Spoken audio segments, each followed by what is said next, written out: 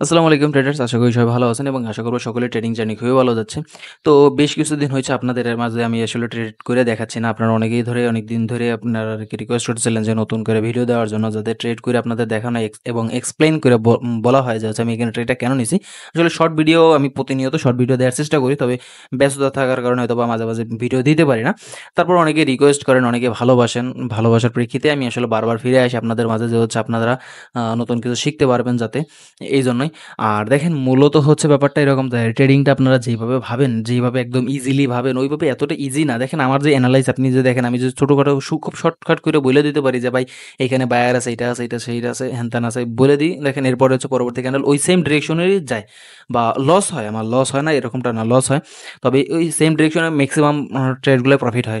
এই যে প্রফিট আসে সেটা কি কিসের জন্য আসে, সেটা কোন লজিকের উপর বেস করে আসে, সেটা আপনার বুঝতে হবে। দেখেন একজন সাকসেসফুল ট্রেডারের পিছনে অনেকগুলো হিস্টোরি থাকে, অনেক তার হচ্ছে কষ্ট থাকে, অনেক ত্যাগ থাকে। সেই ত্যাগগুলা করার পরে তারপরে এসে সে হচ্ছে প্রফিট করে। দেখেন আমি যদি বলি, আমি ট্রেডিং শেখার পিছনে যেই পরিমাণ টাকা লস করছি, আমি জানি না আপনারা সেই পরিমাণ টাকা লস করছেন কিনা। শুধুমাত্র শেখার পিছনে আমি নিজে ট্রেড করে যত টাকা লস করছি সেটা তো আলাদা বিষয়।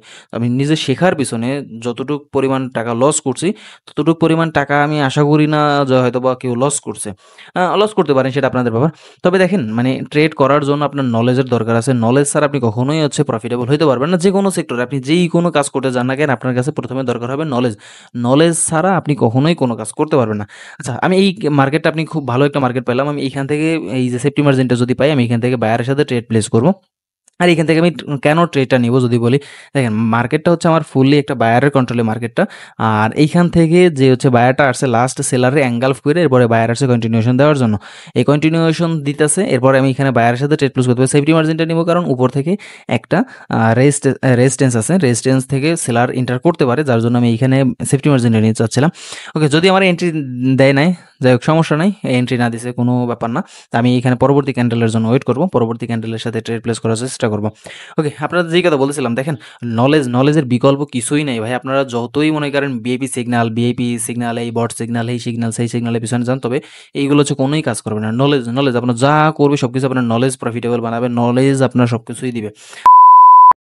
এর সাথে ট্রেড প্লেস করব যদি আমার এখান থেকে একটা এন্ট্রি দেয়। ওকে, আমি এখান থেকে বায়ারের সাথে ট্রেড প্লেস করে দিলাম। আর এখানে বায়ারের সাথে কেন ট্রেড প্লেস করলাম সেটা যদি আপনাদের একটু দেখে, দেখেন ওভারঅল মার্কেটটা এখানে বায়ারের কন্ট্রোলে আছে, এবং এইখানে বায়ার এই যে রেজিস্ট্যান্স আছে, রেজিস্ট্যান্স থেকে সেলার অ্যাক্টিভ হওয়ার কথা ছিল এইখান থেকে।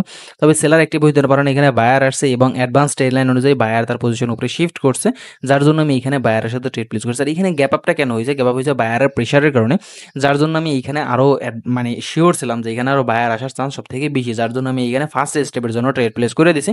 এখন দেখা যাক আমার এটা প্রফিট আসে বা লস। যদি প্রফিট আসে আলহামদুলিল্লাহ, আমার তো ফার্স্ট স্টেপ কমপ্লিট হয়ে যাবে। আর যদি না আসে তাহলে তো এগেইন আমি ট্রাই করবো, নতুন ভিডিও করবো এবং নতুন করে আছে ট্রাই করবো। ওকে, তো আপনাদের যে কথা বলতেছিলাম, দেখেন নলেজ, আপনি হচ্ছে এইসব নলেজের পিছনে হাঁটবেন না যে হচ্ছে প্যাটার্ন বেস, যেমন হচ্ছে দুইটা রেড আছে, একটা গ্রিন আছে, পরে একটা গ্রিন আসবে, এই ধরনের প্যাটার্ন বেসিস কোনো নলেজ কাজ করে না। মার্কেটে যেই নলেজটা কাজ করবে সব থেকে বেশি আপনার, সেটা হচ্ছে প্রাইস অ্যাকশন।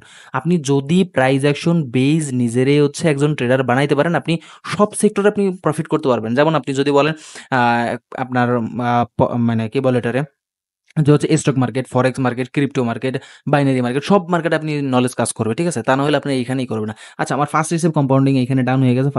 ফার্স্টের আমার ট্রেডে প্রফিট চলে আসছে আমার এইখানে $93। আমি এইখানে এখন যদি এন্ট্রি পাই, এইখান থেকে যদি এন্ট্রি পাই, আমি এইখান থেকে ডাউন রেশিওর সাথে ট্রেড নিব। কারণ এইখান থেকে দেখেন সেলার অ্যাডভান্স ট্রেন্ড অনুযায়ী এইখানে হচ্ছে সেলার অ্যাক্টিভ হয়ে গেছে এইখান থেকে। আচ্ছা, আমি এখানে পারফেক্ট একটা এন্ট্রি পেয়েছি, সেলারের সাথে ট্রেডটা প্লেস করে দিয়েছি।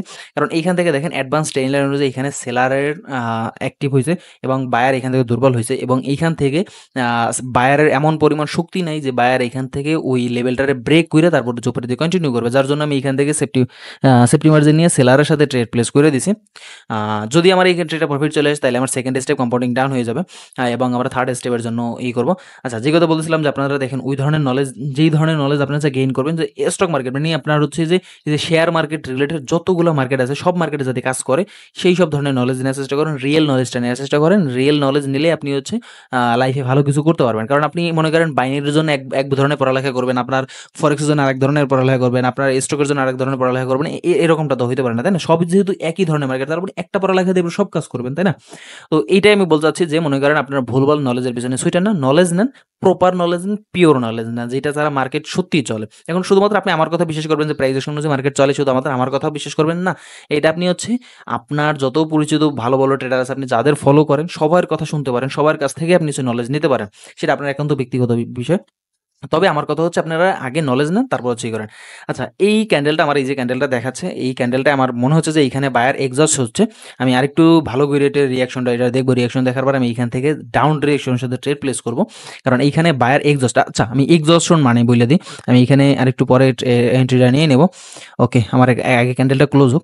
আচ্ছা, আমি এখান থেকে ডাউন ডিরেকশনের সাথে ট্রেডটা নিলাম। আর এখানে ডাউন ডিরেকশনের সাথে কেন নিলাম? আমি তো প্রথমেই বলছি যে এখানে বায়ার হচ্ছে এক্সস্ট হয়ে গেছে। আর এক্সস্টন মানে হচ্ছে আপনার এখানে বায়ার সর্বশেষ মানে শক্তি বা সর্বশেষ টাকা বা ইনভেস্টমেন্ট যতটুকু ছিল ততটুকু করা, তার পরিমাণ, তার পকেটে যতটুকু টাকা ছিল সবটুকু টাকা তার এখানে ইনভেস্ট করা শেষ হয়ে গেছে। এটা হচ্ছে এক্সস্টন, মানে এখানে তার পাওয়ার, মানে তার কাছে আর শক্তি নেই। এখানে বায়ার হোক, যদি বায়ার, এখানে যেহেতু বায়ার এক্সস্ট হয়েছে তার মানে বায়ারের কাছে টাকা নেই। আর যদি সেলার এক্সস্ট হয়েছে তার মানে সেলারের কাছে টাকা নেই, ঠিক আছে? তো এইখানে বায়ার এক্সস্ট হয়ে গেছে, তার মানে বায়ার সে যত বড়ই ক্যান্ডেল দেখাক না কেন, যত ধরনের সে শক্তি দেখাক না কেন, এখন ওভারঅল সে কন্টিনিউ করতে পারবে না। কারণ তার কাছে ওই যে বললাম যে ব্যালেন্স নাই। এখানে মার্কেট কন্টিনিউ করে কিসের উপরে? টাকার উপরে, তাই না? প্রাইজের উপরে। তো আপনার কাছে যদি টাকাই যদি না থাকে তাহলে আপনি মার্কেট তো কন্টিনিউ করতে পারবেন না। যেমন আমাদের চলার জন্য কি দরকার? শক্তি বা এনার্জি। আমরা এনার্জি কিভাবে জেনারেট করি? আমরা হচ্ছে খাদ্যের মাধ্যমে। তো আমাদের কাছে যদি খাদ্যই যদি না থাকে, আমরা যদি এনার্জি যদি না থাকে, আমি তো পথ চলতে পারবো না। গাড়ির যদি তেল না থাকে তাহলে গাড়ি তো সামনে আগাবে না, তাই না? তো এইখানেও হচ্ছে তার কাছে টাকা না থাকলে সে আর কন্টিনিউ করতে পারবে না। সে যতই দেখাক না কেন আমি হ্যান করেঙ্গে ত্যান করেঙ্গে, কিন্তু সে মূলত কিছুই করতে পারবে না। ওকে, আমার এখানে তৃতীয় স্টেপ কম্পাউন্ডিং এ ডাউন হয়ে গেছে। তৃতীয় স্টেপ আলহামদুলিল্লাহ আমার প্রফিট চলে আসে। তো আজকে আমরা এখানে দেখেন $50 থেকে $300 একটা কম্পাউন্ডিং শেষ করে দিলাম। ওকে, তো আমরা এইভাবে হচ্ছে আপনারাও দেখেন, আপনারাও যে ধরনের নলেজ নেবেন, এইভাবে নলেজ নিলে, প্রপার নলেজ নিলে আপনারাও এইভাবে কন্টিনিউ করতে পারবেন এবং আপনারাও খুব সুন্দরভাবে মার্কেটে মানে অ্যানালাইজ করতে পারবেন এবং মার্কেটের সাথে কথা বলে বলে কাজ করতে পারবেন। তো আপনারা দেখেন, আমার মতন যদি নলেজ নিতে চান তো আপনারা মনে করেন চেষ্টা করবেন যারা প্রাইস অ্যাকশন নিয়ে কাজ করে তাদের কথা অনুযায়ী চলতে, তাদের কথা শোনার জন্য। আপনি যে আমার কথা শুনবেন বা আমার কথাই যে মানতে হবে ব্যাপারটা এমনটা না। আপনার যারা ভালো লাগে, যার কাছ থেকে ইচ্ছা তার কাছ থেকে নেন, তবে প্রথমে নলেজ নেন। কারো বিএপি সিগন্যাল নিয়ে না, কারণ বিএপি সিগন্যাল ওভারঅল মিলে মনে করেন আপনি লুজার হবেন, আমার কিছুই হবে না। আমি যদি আপনার সিগন্যাল দিই, আমি আপনার যতই প্রফিট করে দিই, আপনি প্রফিট রাখতে পারবেন না, কারণ আপনার কাছে নলেজ নাই, ঠিক আছে?